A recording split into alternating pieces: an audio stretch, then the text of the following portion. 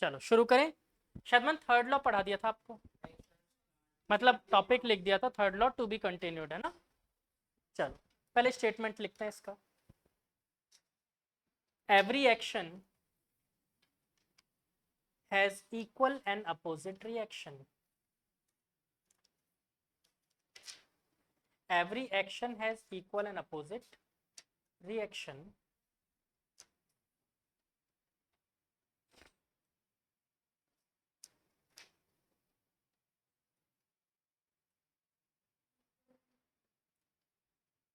Every action has equal and opposite reaction.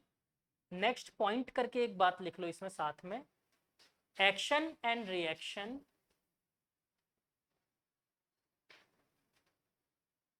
Must be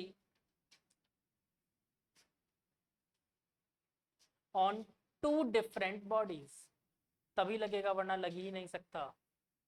ठीक है, action और reaction किस पे होने चाहिए, दो अलग अलग बॉडीज पे होने चाहिए। ठीक है,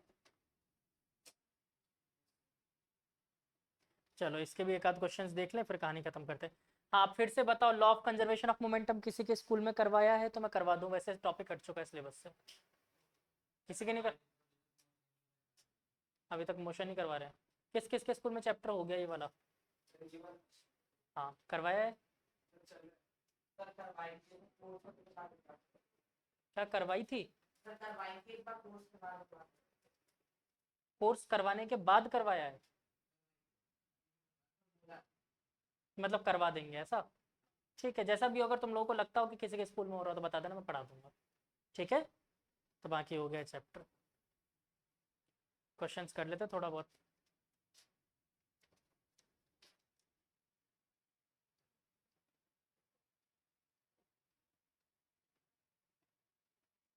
एक बार एनसीईआरटी, किसी को एनसीईआरटी दिखाओ, मैं देख लेता हूँ ना एनसीईआरटी से।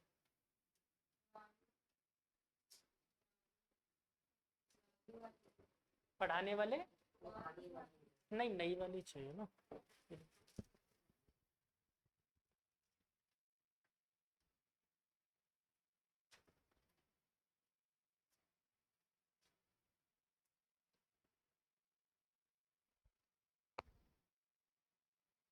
Second law inertia, third law of motion, chapter खत्म। ठीक है, इसको समझ लेते हैं लॉ को, फिर एनसीईआरटी क्वेश्चन कर लेते हैं, हो गया, खत्म हो गया चैप्टर। ठीक है, एनसीईआरटी क्वेश्चंस करके कहानी खत्म करते हैं, क्योंकि इसमें वैसे तो टॉपिक नहीं है, अगर किसी के स्कूल में फालतू में करवाते हैं तो कर लेंगे अपन। ठीक है,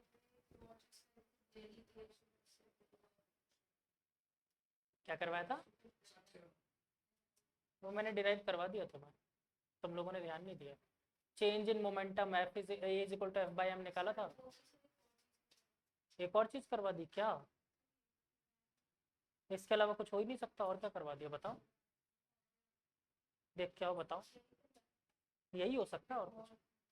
हाँ बता देना, कुछ होगा तो, मैं मना थोड़ी कर रहा हूँ बताने से, कुछ होगा तो बता देंगे, क्या दिक्कत है।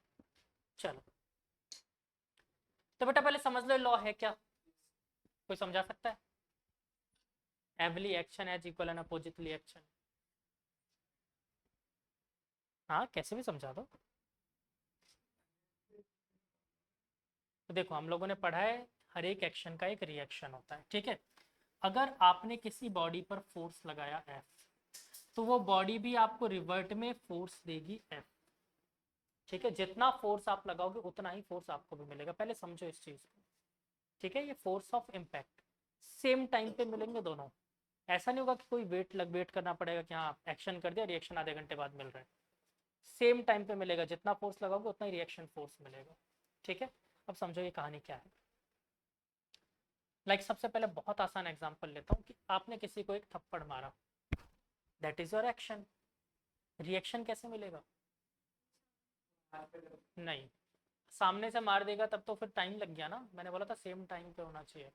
तो आपके हाथ पे भी तो इम्पैक्ट ऑफ फोर्स हुआ है, आपके हाथ में चोट नहीं लगी क्या? That is the reaction. उसके गाल पे जो चोट लगी वो एक्शन, बट आपके हाथ पे जो लगा वो रिएक्शन।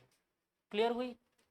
और ये हमेशा दो अलग अलग बॉडीज पे लगेगी, एक बॉडी पे नहीं लग सकती। इसका मैंने एग्जांपल दिया था आपको, कैसे? कुर्सी पे ऐसे पैर ऊपर करके बैठ जाओ और कुर्सी उठा के दिखाओ, नहीं उठा सकते? या खुद के बाल पकड़ के खुद को उठा के देखो, नहीं उठा सकते। वो देखो नालायक, तो एक बाल पकड़ के उठा रहा है खुद को।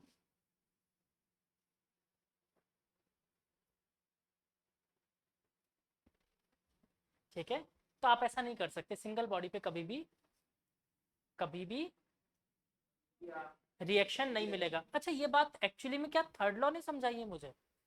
नहीं, ये लॉ एक्चुअली में हम लोगों ने सेकंड लॉ से समझ लिया था, फर्स्ट में अपन ने पढ़ लिया था, बट सेकंड लॉ अकेला जो है ना, वो खुद फर्स्ट लॉ को भी एक्सप्लेन करता है, थर्ड लॉ को भी एक्सप्लेन करता है। थर्ड लॉ में, सेकंड लॉ में तो अपन ने बोला था एफ एक्सटर्नल, एक्चुअली में f external is equal to change in momentum, है ना, पर यूनिट टाइम, यही तो बोला था। एडमिट कर दो, change in momentum with respect to time, इसी में तो बोला था अपन ने, चेंज इन मोमेंटम पर यूनिट टाइम। तो बेटा एफ एक्सटर्नल किसकी वजह से आता है? चेंज इन मोमेंटम की वजह से।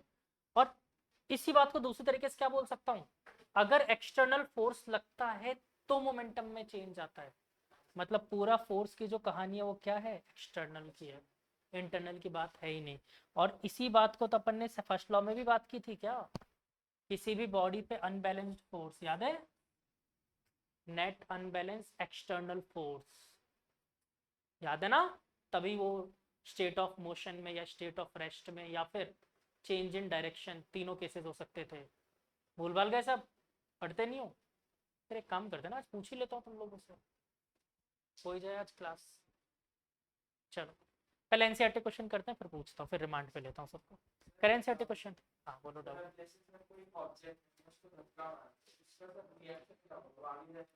उसका रिएक्शन आपके हाथ पे मिला है, वो एक्शन हो गया। आप इस चीज को बहुत अच्छे से पता है कैसे समझोगे, बहुत सिंपल तरीके से समझाता हूँ।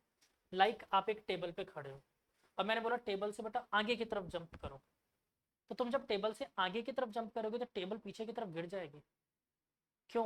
क्योंकि तुमने टेबल से एक फोर्स लिया जिसने तुम्हें आगे की तरफ पुश किया, तो तुमने भी टेबल को क्या किया, पीछे की तरफ पुश किया। ठीक है, तो एक्शन का रिएक्शन था। आगे बात समझ में? हाँ अब बोलो।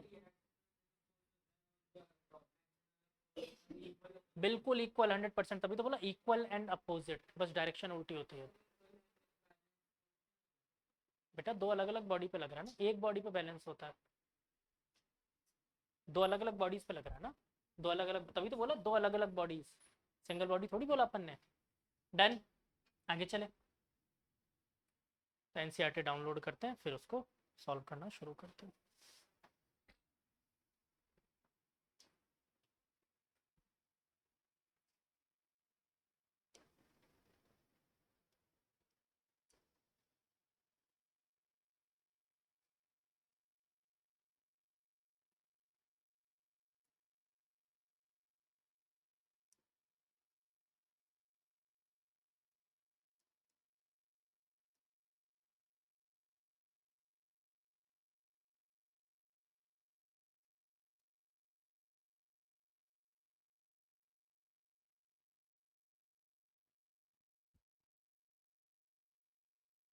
कौन सी क्लास में, फोर्थ?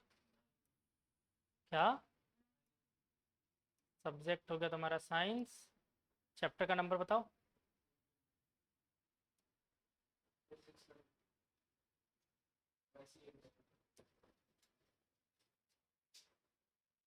चैप्टर नंबर कौन सा है, 8?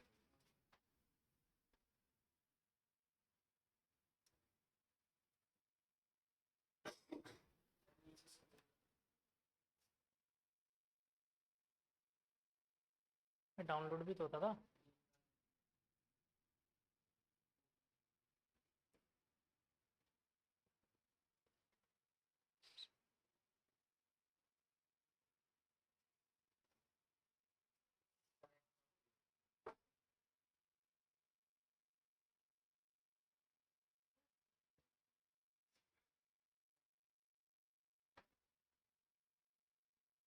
चल जाए यार क्या।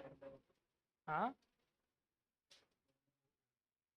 अच्छा सिंगल फिंगर से काम करेगा, मल्टी फिंगर से काम नहीं करेगा।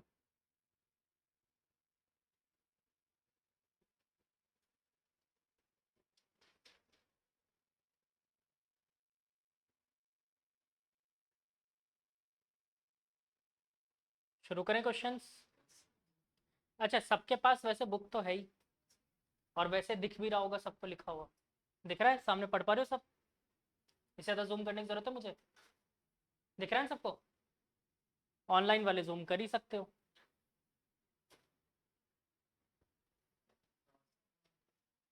लिखना है ना ये एंटर, बस ठीक। मुझे लिखना है ना इस पे।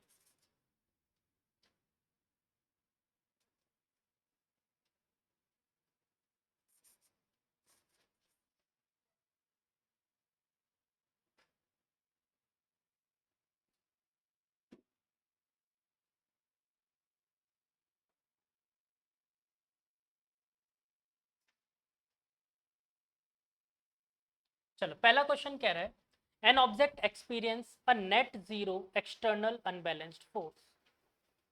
ठीक है, एक ऑब्जेक्ट है जिसपे नेट जीरो हो रहा है बेटा एक्सटर्नल अनबैलेंस्ड फोर्स।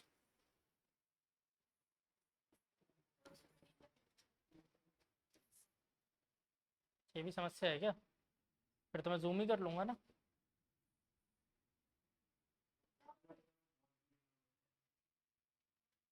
नहीं, ये एक्चुअली में ये ऐप सही नहीं लग रही मुझे।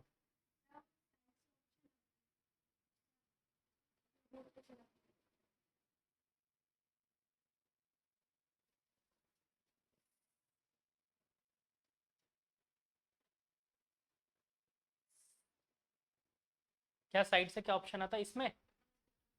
यहाँ पर आ,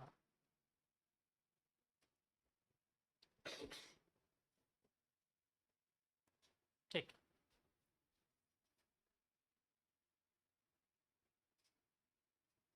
तो पहला क्वेश्चन कह रहा है कि ऑब्जेक्ट है जिसपे एक्सपीरियंस कितना हो रहा है फोर्स का बच्चों। नेट फोर्स कितना है? Zero unbalanced force. Is it possible for the object to be travelling with non zero velocity? क्या ये पॉसिबल है कि ऑब्जेक्ट ऐसा चल रहा हो, इस पे कोई फोर्स नहीं लग रहा एक्सटर्नल, एफ इक्वल टू कितना है? जीरो, और ये फिर भी शांति से चल रहा हो एक वेलोसिटी से? हो सकता है, पढ़ा है अपन ने, हाँ, कांस्टेंट वेलोसिटी मोशन करता है, yes. If yes state condition must be placed on. तो भाई जिस इनर्शिया, लॉ ऑफ इनर्शिया क्या कहता है, जिस वेलोसिटी से चल रहा है उसी से चलता रहेगा जब तक इस पे एक्सटर्नल फोर्स ना लग जाए, ये कहता है। तो फर्स्ट वाला आया समझ में? हाँ या ना? सेकंड क्वेश्चन पे चले। Second question, when a carpet is beaten by stick dust comes out. क्यों आता है? ना ना ना ना ना ना, लॉ ऑफ इनर्शिया में लिखा है अपन ने ये। इनर्शिया ऑफ रेस्ट याद है ना? जैसे मारते हैं तो डस्ट को पता ही नहीं चलता, वो इनर्शिया में बैठा रहता शांति से, कारपेट पीछे निकल लेता है, फिर डस्ट को याद आता है कारपेट चला गया, फिर वो नीचे गिर जाता है। ठीक है, यही होता है। तो क्यों होता है? इनर्शिया की वजह से। ठीक है। Third, why it is advised to tie any luggage kept on the roof of a bus with rope? ऐसा क्यों अपन को एडवाइस किया जाता है कि छत पे अगर कोई सामान रखा हुआ है तो उसको रस्सी से बांध लो? अगेन इनर्शिया, क्योंकि बस अचानक से चलेगी, सामान पीछे रह जाएगा, इसलिए उसको बांध के चलो, पीछे रह ना जाए। ठीक है, और आप बिना सूटकेस के साथ पहुंच जाओगे अपने डेस्टिनेशन पे। Next one,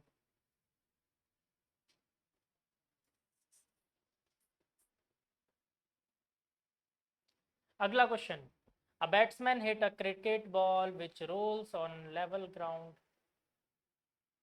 after after covering short distance the ball comes to rest. The ball slows to stop because, क्या हुआ कि एक बैट्समैन था, हिट किया उसने, बॉल रोल करते करते आगे जा रही थी, फिर धीरे धीरे जाके रुक गई। कहानी समझ आई? तो अभी बोल रहा है बॉल स्लो हुई क्यों? The batsman did not hit the ball hard enough. Velocity is proportional to the force exerted on the ball. There is a force on a ball opposing the motion.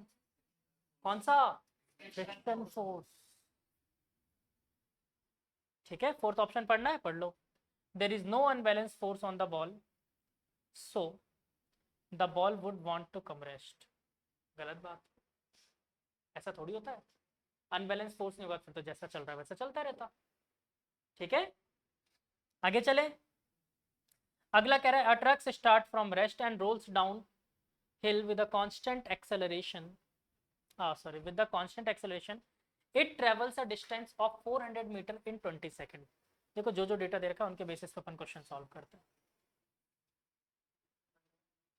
हाँ मैं कर रहा हूँ ना, मैं ही करवा रहा हूँ एनसीईआरटी, तो मैं करवा दूँ, फिर तुम लोगों को क्वेश्चन भेज दूंगा थोड़े बहुत करने के लिए घर से। तो देखो ट्रक कांस्टेंट एक्सेलरेशन के साथ चल रहा था और ट्रेवल किया इसने s इज इक्वल टू 400 कितने टाइम में, t इक्वल टू 20 सेकेंड, ठीक है, और स्टार्ट किया था इसने तो मतलब u इक्वल टू 0।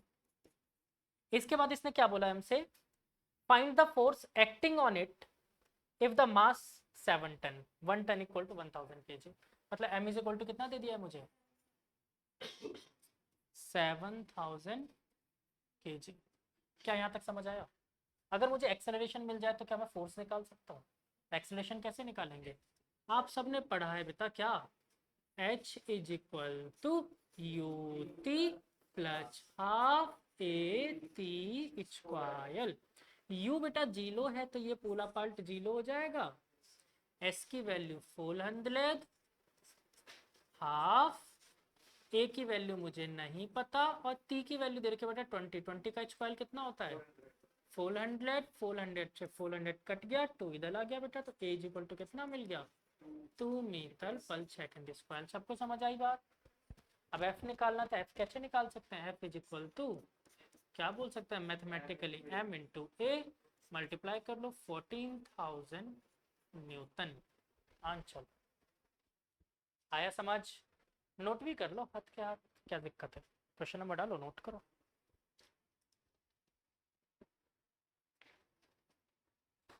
जो न्यूमेरिकल है उनको क्वेश्चन नंबर डाल के नोट करो। अच्छा इन क्वेश्चंस को वापस से घर से करके आना एक बार और, अभी मैं करवा रहा हूँ फिर एक बार वापस घर पे जाके और करोगे। अच्छा नहीं करना नोट तो मत करो, कोई प्रॉब्लम नहीं है, रिकॉर्डिंग अपलोड कर दूंगा, अगर किसी में डाउट है तो रिकॉर्डिंग से देख लेना, ठीक है? कर लो, तुम्हारी श्रद्धा है, बाकी मैं रिकॉर्डिंग तो अपलोड कर ही रहा हूँ, तुम वहां से कर लो, तुम वहां से कर लो, ठीक है सीबीएसई।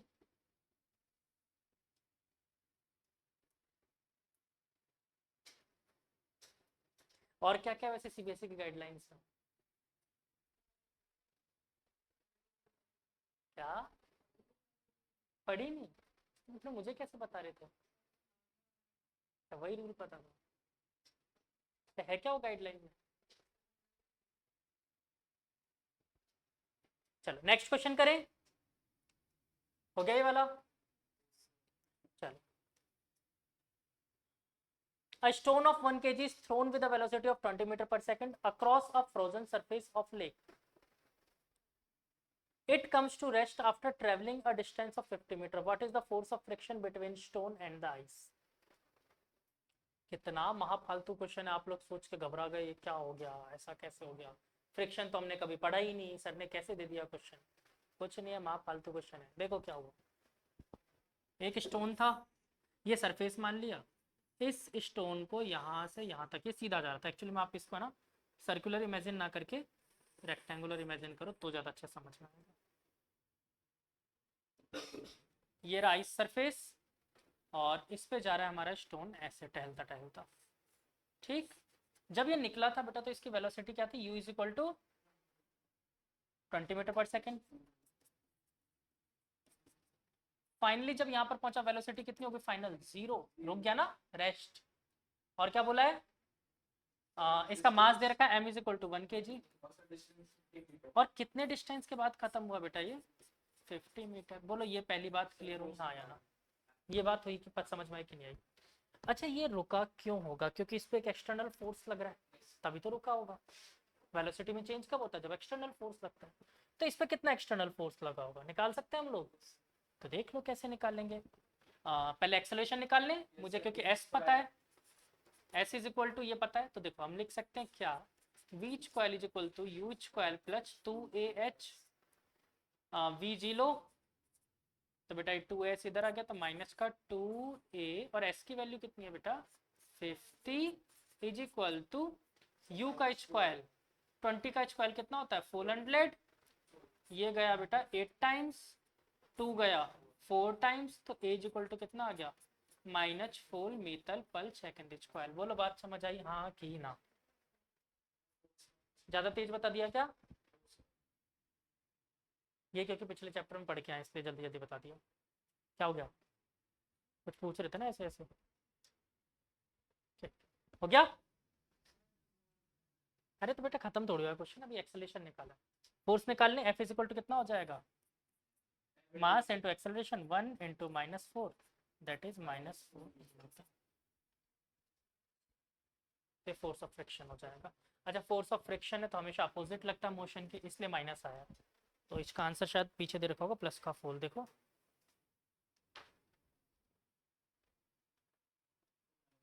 माइनस का देखो ठीक।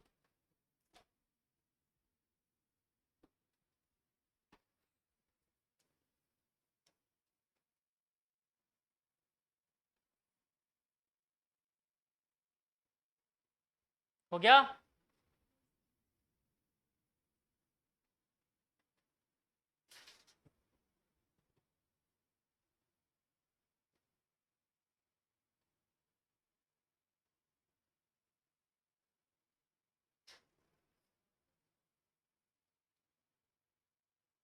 यहाँ तक भी नहीं हुआ?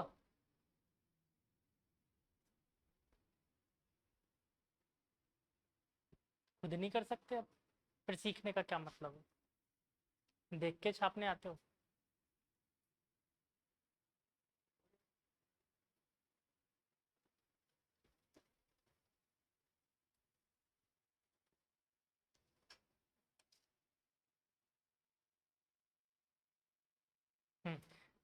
सेवंथ क्वेश्चन, 8000 kg इंजन यानी m इज इक्वल टू कितना दे दिया है बेटा, 8000 kg।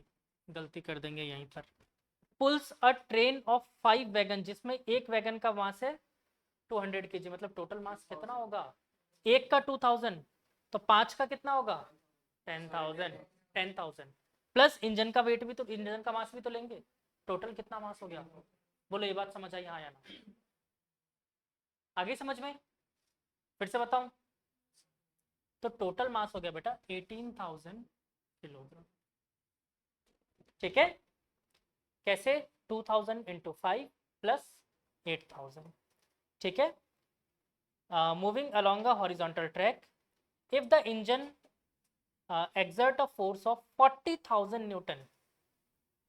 तो देखो इंजन जो फोर्स लगा रहा है बेटा, वो फोर्स लगा रहा है F is equal to 40,000 newton, और इस पे एक फ्रिक्शन फोर्स लग रहा है कितना 5,000 न्यूटन। तो मैं इसको फ्रिक्शन फोर्स को स्मॉल f से दिखा दूं, दैट इज 5,000 न्यूटन। ठीक है? तो पूछ रहा देन कैलकुलेट एक्सेलरेशन, पूछ रहा होगा देखो, एक्सेलरेशन ही पूछ रहा होगा। ठीक, नेट एक्सेलरेटिंग फोर्स पूछ रहा है बस, ये तो फालतू कुछ। और एक्सेलरेशन पूछ रहा होगा ना। तो देखो मान लेते हैं ये बेटा ट्रेन है जिस पे इधर की तरफ फोर्स कितना लग रहा है 40,000 न्यूटन, लेकिन फ्रिक्शन फोर्स हमेशा कहाँ लगता है, मोशन के अपोजिट। मतलब इसमें अपोजिट फोर्स कितना लग रहा है 5,000 न्यूटन। तो जरा मुझे सोच के बताओ नेट फोर्स कितना बचा, एफ एक्सटर्नल कितना बोल सकते हैं अपन, नेट फोर्स 40,000 माइनस 5,000, हाँ कि ना? दोनों अपोजिट डायरेक्शन में थे।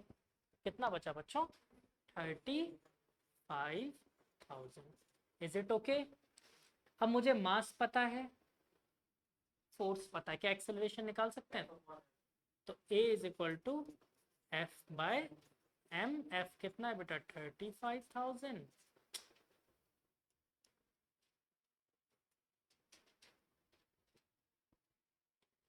35,000 डिवाइडेड बाय मास कितना है अपने पास 18,000। 3 जीरो से 3 जीरो गुजर गए और ये बचा बेटा 1.45, सॉरी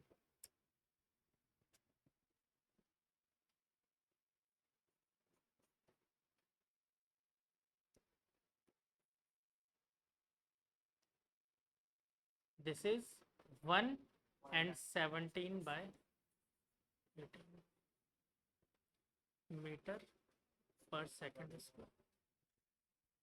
क्या बेटा 1.95 या 96 समथिंग होगा ये। ठीक है, देख लो आंसर ऐसा कुछ दे रखा होगा, देखो पीछे, पलटी मारो। 94। फर्श लग जाओ रेस में, करो छापो। हाँ हाँ छापो छापो, देख के तो छापना है, सॉल्व खुद नहीं करना, फिर सीख क्या रहे हो तुम ये बताओ। उसके लिए बुक है तुम्हारे पास, देखो। मेरे को समझदार बन के दिखा रहे हो, तुम्हारी उम्र से ज़्यादा टाइम हो गया मुझे पढ़ाते हुए, पता है।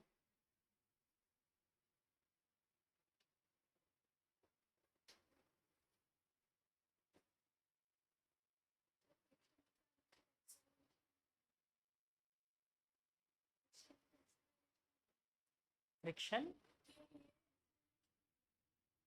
एक्सेलरेशन तो हमको क्वेश्चन ने पूछा इसलिए निकाला, फ्रिक्शन की वजह से तो नेट फोर्स निकाला हमने, नेट फोर्स कितना लग रहा है उसको। ठीक है,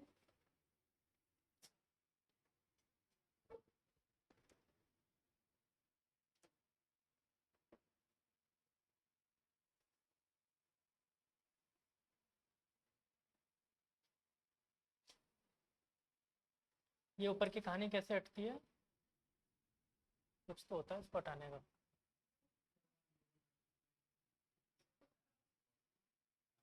क्रॉस से तो बंद हो जाएगा।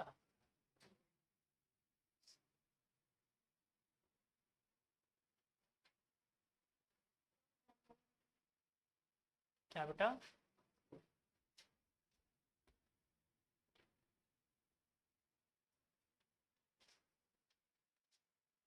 क्रॉस हटाने से तो मेरे हिसाब से बंद होता है ये।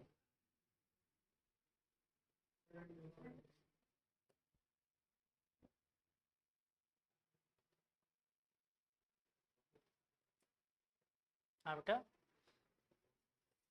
हाँ ये ऐसे हटता है, याद आ गया, खुद ही हट गया। चले अगले क्वेश्चन से, एफ फिर आ गया।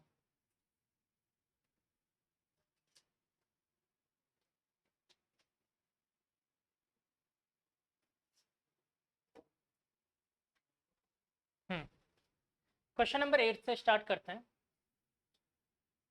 नेक्स्ट क्वेश्चन करें शुरू। अच्छा, तो हमें गिवन है बेटा, an automobile vehicle has mass 1500 kg, what must be force between vehicle and the road if the vehicle is to be stopped with negative acceleration of 1.7 meter per second square.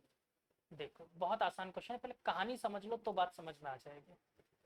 एक object था बेटा जिसका मास था 1500 kg,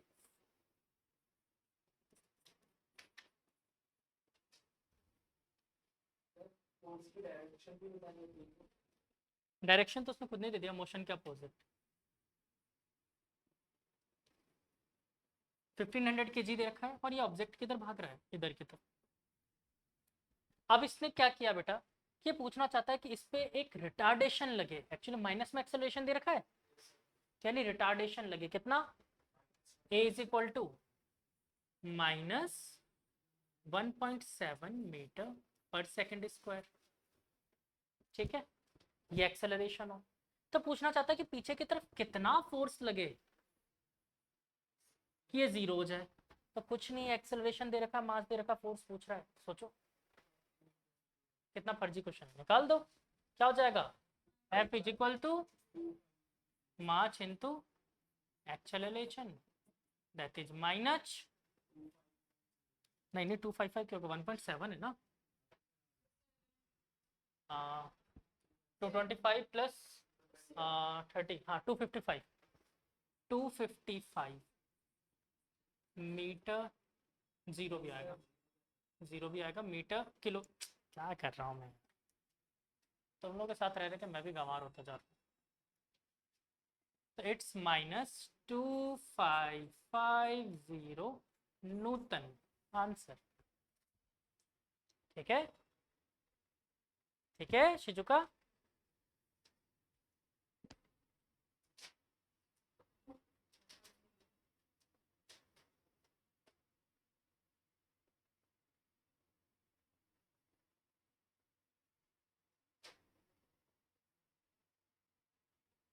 बताऊँ क्या हुआ, बताऊँ?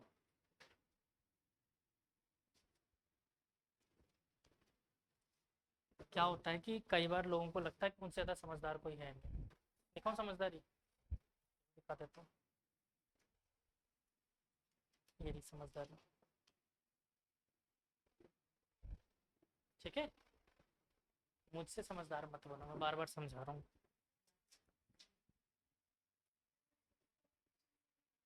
Six वाला क्वेश्चन वापस। हाँ बेटा, जैसे क्या अब एलईडी का ज़माना आ गया, तो बहुत कम लोग पहचानते हो। पीछे क्या लग रहा है, दिख रहा है? क्या लग रहा है? लाइट जल रही है जिसमें, वही हो? अरे सिक्स जब करवाया था तो पूछ लेते एक बार और यार, तब हाँ हाँ कर देते हो, फिर अब वापस पीछे पीडीएफ लेके जाऊँ? अब बाद में पूछना, अब आगे चलते हैं। ठीक है, पहले ये सब कर लेते हैं। सिक्स वाला था कौन सा? स्टोन वाला क्या किया था? स्टोन ऑफ मास वन के जी, बोलो क्या क्वेश्चन पढ़ के सुनाओ। The stone of Mars can be released from with a velocity of 20 meter per second across the frozen surface of a lake and partially wave gravity. मतलब यहाँ से फेंका है अपन ने इसको, इस तरफ यू से चला ये 20 मीटर पर सेकेंड, कितनी देर बाद? 50 मीटर के बाद जाकर ये रुक गया। यहाँ पर फाइनल वेलोसिटी क्या हो गई? 0। ठीक है, एस दे रखा है, यू दे रखा है, वी दे रखा है, क्या ए निकाल सकते हैं? कैसे? अब मैं फटाफट फॉर्मूला ये बना रहा हूँ, v square minus u square upon 2s। ये मैंने वही लिखा है, v square is equal to u square plus 2s। उससे अपन ने ये निकाला, वैल्यूज रखो, निकालो, एक्सेलरेशन की वैल्यू आ जाएगी, उसको मास से मल्टीप्लाई कर देना, आंसर। ठीक है, क्या हुआ? अभी नहीं आया, ये फॉर्मूला नहीं आया? चल अगले क्वेश्चन पे चलते हैं, question number 9। What is the momentum of an object mass m moving with velocity u? अरे क्या है ये, हट।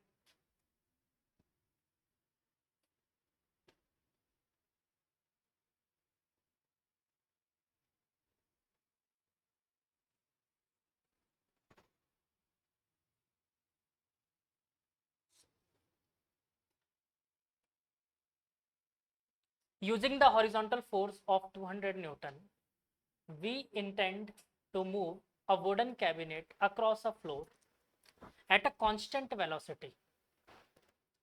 What is the friction force will be exerted on the cabinet? मतलब सोचो कि एक ऑब्जेक्ट था, ये डब्बा था, इसको अपन एक सरफेस पर लेकर जा रहे हैं बेटा।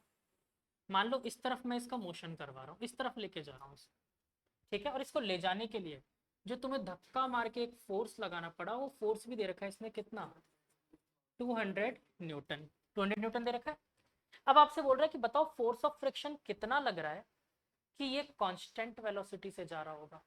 सोच के देखो, कांस्टेंट वेलोसिटी मतलब एफ एक्सटर्नल, एफ एक्सटर्नल कितना? 0। मतलब एफ नेट क्या होना चाहिए? नेट फोर्स इस पे जो भी लग रहा होगा वो क्या होना चाहिए? 0 होना चाहिए। और इस पे जो भी फोर्स कौन कौन सा लग रहा है? एक फोर्स जिससे अपन धक्का मार रहे हैं, और एक फोर्स जो फ्रिक्शन लगा रहा होगा। मतलब मैं क्या लिख सकता हूँ? F minus small F. ठीक है, डायरेक्शन उल्टा है ना। ये किसके बराबर है? 0 के बराबर। क्यों? क्योंकि वो कांस्टेंट वेलोसिटीज चल रहा था। आई बात समझ में? तो मतलब सिंपली क्या आ गया? Small f that is force of friction is equal to capital f, यानी ये भी कितना लगेगा? 200 न्यूटन। हाँ, मैंने यही तो बोला था कि अगर किसी पार्टिकल पे नेट एक्सटर्नल फोर्स 0 हो, फर्स्ट लॉ यही तो कहता है, तो वो कांस्टेंट वेलोसिटी से चलता रहेगा। ठीक है, अगला क्वेश्चन करें। According to third law of motion, when we push an object, the object pushes back on us with an equal and opposite force। यही पढ़ा है अपन ने। if the object is a massive truck parked along a roadside, it will probably not move. A student justify this by answering the two opposite and equal forces cancel each other. Comment on this logic and explain why truck is not moved. Simple बात ये है कि एक truck था, आपने जाके सोचा कि every action is equal and opposite reaction, truck पे जाके धक्का मारा, लेकिन ट्रक तो आगे गया ही नहीं। तो एक बच्चे ने, समझदार ने बोला कि सर यहाँ पर है ना इक्वल एंड अपोजिट फोर्स लग रहा है, क्या वो सही है? ट्रक क्यों नहीं चला? क्योंकि इक्वल एंड अपोजिट फोर्स लग रहा है। ये बात समझ नहीं आई, कैसा हो सकता है ये? आई बात समझ में? देखो कैसे समझाऊं क्यों वो सही क्यों बोल रहा है। जो ट्रक आपका खड़ा है बेटा, इस ट्रक पे आपने इधर से फोर्स लगाया F, मान लिया, लेकिन ट्रक के नीचे उसको एक फ्रिक्शन फोर्स भी तो मिल रहा होगा जो उसको रोक रहा है, और वो फ्रिक्शन फोर्स इतना ज्यादा है कि आपके औकात से बाहर है कि आप उसे घिसका सको। पहले फ्रिक्शन फोर्स से ज्यादा फोर्स लगाना पड़ेगा ना। जैसे एक छोटा सा बच्चा है 6 महीने का, जिसने थोड़ा सा घुटने के बल चलना शुरू किया, मैं उसको बोलूँ एक कुर्सी खींच के लाना, ला पाएगा? क्यों? क्योंकि उसके पास इतनी फोर्स लगाने की कैपेसिटी नहीं है। पर तुम्हें बोलो कुर्सी लेकर आओ, मतलब कुछ बच्चे तो ले ही आओगे, कुछ बच्चे तो ले ही आओगे खींच कर, है ना? कुछ बच्चों के लिए मुश्किल हो सकती है, बाकी ले आओगे ज्यादा। ठीक है, तुम्हारी बात कर रहा हूं मैं शिजू का। हाँ तुम भी मान सकते हो, तुम्हारे लिए भी कह रहा हूँ। खींच लोगे? चलो खींच के दिखाओ, बैठा हूँ मैं, खींचो। ठीक है, तो क्या होगा यहाँ पर बेटा? रीजन फ्रिक्शन फोर्स और फोर्स दोनों एक दूसरे को कैंसिल आउट कर रहे हैं। ठीक है, इसलिए ट्रक मूव नहीं हुआ। क्लियर हुआ हाँ या ना? क्लियर? तो बच्चा सही कह रहा था, सही कह रहा था, क्योंकि ट्रक का फोर्स ऑफ फ्रिक्शन बहुत ज्यादा है। डन। अगले क्वेश्चन पे चलें। A hockey ball of mass 200 gram traveling at 10 meter per second, it is stuck by hockey stick, so it returns its original path with the velocity of 5 meter per second. Calculate the magnitude of change in momentum occurred. देखो पहले कहानी समझो, कहानी समझ जाओगे question हो जाएगा। एक हॉकी बॉल इधर से आ रही थी शांति से, ऐसे 10 मीटर पर सेकंड से, सडनली उसको एक हॉकी स्टिक पड़ी और वो उल्टा आने लग गई 5 मीटर पर सेकंड से। ठीक है, तो आपसे पूछ रहा है कि चेंज इन मोमेंटम क्या हुआ होगा। ठीक है, हाँ चेंज इन मोमेंटम तो निकालें।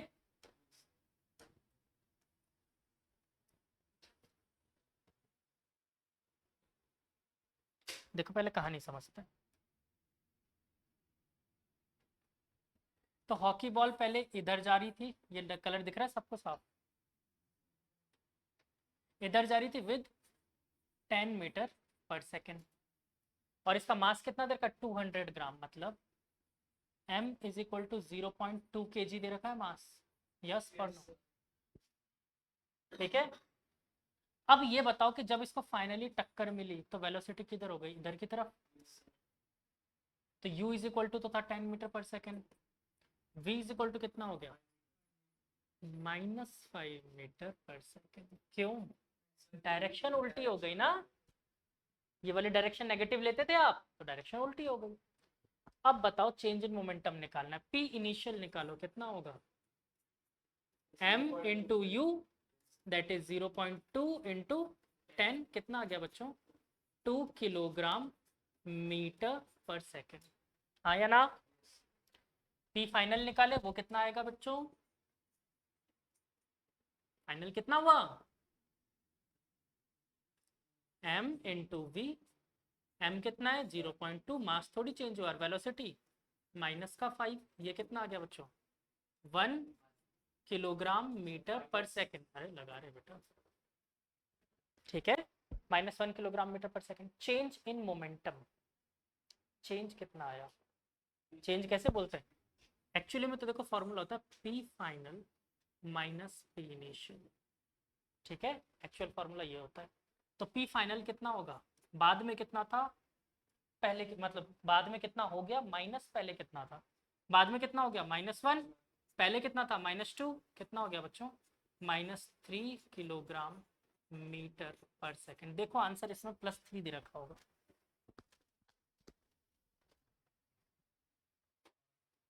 प्लस का 3 दे रखा है। हाँ, कोई प्रॉब्लम नहीं है क्योंकि चेंज की बात हो रही है। ठीक है, चेंज कितना हुआ है वो तो प्लस में होगा ना, माइनस तो सिर्फ डायरेक्शन दिखाता है। तो बुक ने डायरेक्शन हो सकता है पहले वाली डायरेक्शन इधर एज्यूम की हो, हमने इधर एज्यूम की है, तो वो कोई प्रॉब्लम नहीं। आगे बात समझ में? ठीक है, कर लो।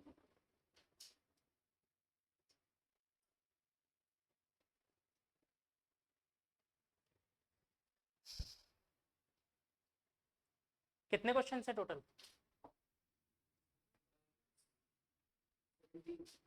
17। एडिशनल भी करेंगे, पहले ये कर लें सारी, 13th वाला करें या अब इसके बाद क्या आप लोग करोगे? चलो इसके बाद के क्वेश्चंस में होमवर्क के लिए दे देता हूँ, ठीक है, होमवर्क में करना, प्लस एक एक्सरसाइज भी भेज रहा हूँ, तो सबके एग्जाम भी खत्म हो गए। नहीं हुए? नहीं हुए? कब तक चलेंगे? 26 तक। 26 के बाद कर लो। क्या बेटा? अभी शुरू ही हुए हैं, कोई बात नहीं, जब एग्जाम्स हो जाए तब ले लेना, तब कर लेना। शीट तो मैं आज ही भेज देता हूँ, कर आप लोग तब लेना। अच्छा इस बार विदाउट आंसर भेजूँ या विद आंसर भेजूँ? विदाउट आंसर भेजूंगा इस बार, क्योंकि विद आंसर हर बार भेजता हूँ मैं आप लोगों को और आप लोग नालायकी ही करते हो फिर। कुछ लोग तो डायरेक्ट छाप के ले आते हैं, तो मुझे वो काम नहीं चाहिए।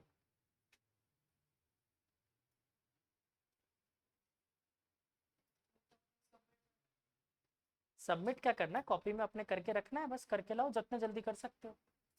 2 दिन का, चलो मैं नेक्स्ट मंडे तक का टाइम देता हूँ, ठीक है, मंडे तक करके। मंडे को क्लास होती है, ट्यूसडे को होती है?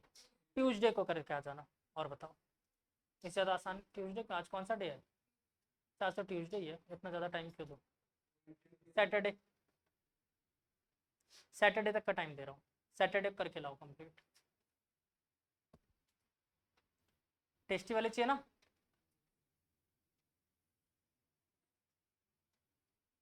Tasty, super tasty, ultra tasty? Only tasty?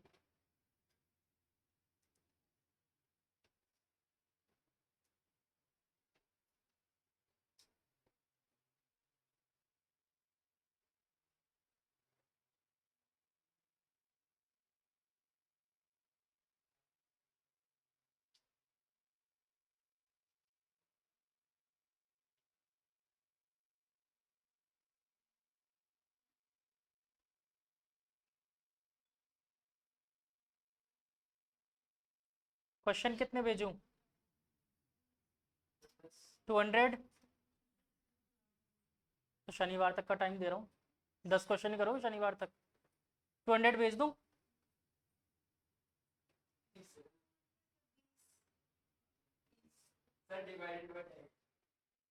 फिर से 20,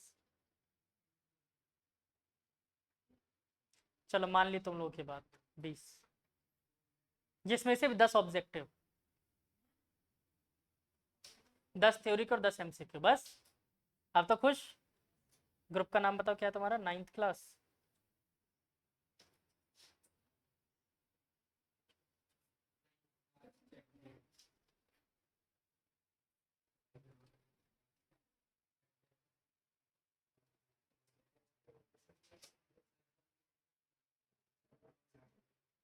मैंने लिख दिया इसके नीचे अप टू सैटरडे भी लिख दिया है ना, ज़्यादा क्वेश्चंस नहीं दिए हैं। हाँ बेटा,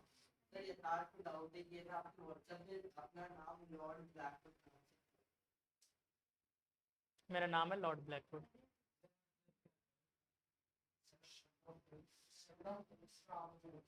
विलन, शार्लॉक होम्स मूवी देखी है?